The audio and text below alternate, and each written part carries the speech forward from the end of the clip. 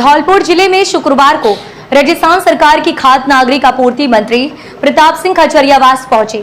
Circuit house Dholpur पहुंचने पर कांग्रेस के सैकड़ों कार्यकर्ताओं और सेवा दल के लोगों ने मंत्री का स्वागत किया। इसके साथ ही खचरियावास ने कार्यकर्ताओं और नेताओं से विधानसभा चुनाव को लेकर भी चर्चा की। आपको बता दें कि मंत्री खचरियावास आज रात्रि विश्राम भी धौलपुर सर्किट हाउस में ही करेंगे।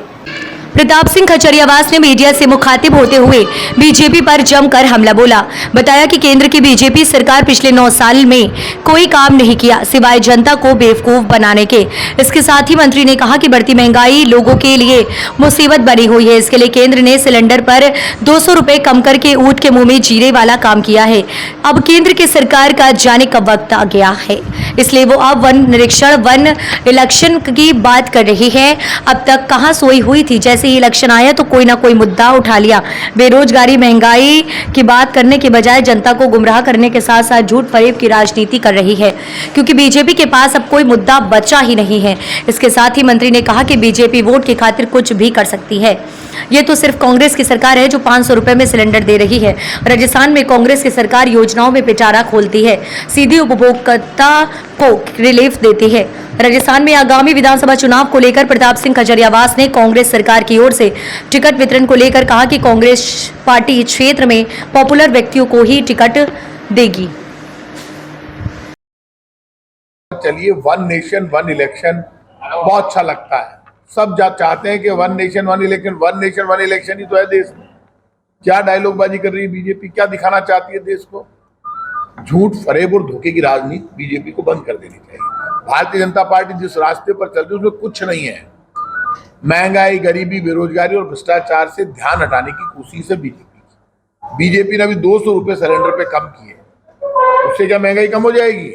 9 साल में कुछ दिया नहीं लोगों को, और अब नाटक कर रहे हैं कि हम तो एक वन नेशन वन इलेक्शन की बात करते। तो अब तक कहां सोए हुए थे आप? ऑल पार्टी मीटिंग बुलाओ और करो। कैसे करो? क्या देश में चुनाव बंद कराने की तैयारी कर रही है? क्या बीजेपी नाटक कर रही है? आप मुझे बताइए, आपको पार्लियामेंट करवाने हैं तो आप इन 3 राज्यों के साथ करवा दो, आप प्रीपोन्ड कर लो, यही कर सकते हो ना। आप लोकसभा करा लो, हम कब मना कर रहे हैं? आप चाहोगे हम चुनाव ही बंद कर दें, नाटक चालू कर दें? ये संभव नहीं है इस देश में। इस देश में तानाशाही नहीं चल सकती। बीजेपी का क्या है कि ध्यान डाइवर्ट करना है, क्योंकि बीजेपी फेल हो गई। 9 वर्षों में केंद्र की बीजेपी की सरकार ने देश को कुछ भी नहीं दिया, धोखा हुआ। आप मुझे ये बताइए, नोटबंदी लागू की और ये कहा कि काला धन लेकर आएंगे और सबके खाते में 15 लाख और अच्छे दिन आ जाएंगे। आगे क्या 15 लाख और अच्छे दिन? 50 दिन मांगे थे देश से, 500 और 1000 का नोट बंद कर दिया। लोग बेचारे तड़प तड़प के मर गए लाइनों में खड़े खड़े। शादी ब्याह के दिन चल रहे थे उस वक्त, लोगों की शादियां कैंसिल हो गई। और इन्होंने क्या किया पापियों ने? अब इन्होंने उल्टा कर दिया, 50,000 करोड़ रुपए खर्च किए 2000 का नोट छापने में। अब 2000 का नोट बंद कर दिया। तो आप चाहते क्या हो? पहले 500 और 1000 का बंद क्यों किया? 2000 का ही बंद करना था। तो आपने मजाक समझ रखा देश को। राजनीति में वोट की खातिर बीजेपी कुछ भी कर सकती है। ये राजस्थान है जहां पर हम 500 रुपए में सिलेंडर दे रहे हैं, आप 200 रुपए कम करके ऊंट के मुंह में जीरे का काम कर रहे हो। देश परेशान है, दुखी है। 2 करोड़ लोगों को रोजगार देंगे हर महीने, हर वर्ष। दे दिएगा रोजगार। आप मुद्दों पर बात नहीं कर रहे, देश पर बात नहीं कर रहे। कर्मचारी, व्यापारी, मजदूर, किसान, विद्यार्थी, खेत खलियान, गरीब, इनकी बात कोई नहीं कर रहा। शहर की बात कोई नहीं कर रहा, विकास की बात कोई नहीं कर रहा। 9 वर्ष में बीजेपी ने क्या किया उसका हिसाब किताब तो दो, उपलब्धि तो बताओ। राजस्थान में कांग्रेस की सरकार, कांग्रेस के नेता, कांग्रेस के चीफ मिनिस्टर रोज अपनी योजनाएं बोलते हैं। डायरेक्ट रिलीफ है या 25 लाख तक का इलाज फ्री है, जाके करा लो कोई भी प्राइवेट अस्पताल में। सरकारी अस्पताल में दवाई फ्री है, इलाज फ्री है, जांच फ्री है। बच्चे एग्जाम देने के लिए जाते हैं तो राजस्थान की रोडवेज में फ्री ऑफ कॉस्ट जाते हैं। सारा काम जनता का दर्द दूर करने का कांग्रेस पार्टी ने किया राजस्थान में। आप चाहते क्या? अब आप कह रहे हैं कि हम इलेक्शन कराएंगे।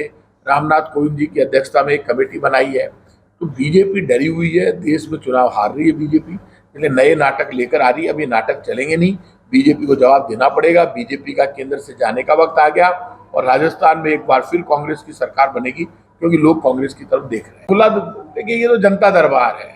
मैं खुद जनता का आदमी हूँ। हर आदमी आवेदन कर सकता है, हर आदमी अपनी बात कह सकता है। हर कैंडिडेट अपने पूरे समर्थकों के साथ मेरे से मिल लेगा, सबकी सुनेंगे, समझेंगे। जो जनता में पॉपुलर है, जो जनता का पसंद का है, जो जनता की आवाज बनकर काम कर रहा है, ऐसे लोगों को हम चुनाव लड़ाएंगे। टिकट देने की क्या मापदंड है क्या आपको? मापदंड एक ही है, जनता में पॉपुलर होना चाहिए, जीतने वाला होना चाहिए। जो जनता पसंद करते हैं वो नेता बनता है साहब। एक बात सर मैं ये पूछना चाह रहा हूँ कि कोई आदमी अभी आया और 40 साल से सेवा कर रहा है कांग्रेस, तो पहले इसको प्रायोरिटी चाहिए जो आदमी कल आ गया, या एक बात मानकर चलिए, अभी सबके आवेदन आ जाने दो। पुराने का अपना सम्मान है, जो कांग्रेस का वर्कर है, कांग्रेस का कार्यकर्ता है, उसको सम्मान मिलता है, इसमें कोई दो राय नहीं। पुराना है उसको भी मिलता है। और अब ये सारा फैसला यहाँ से बात ऊपर चली जाएगी, पार्टी हाईकमांड करता है। लेकिन ये मानकर चलना, ये मान के चलना, सबसे बड़ा आधार अब की बार कांग्रेस पार्टी या बीजेपी सब हो, फर्स्ट प्रायोरिटी होती है जीत।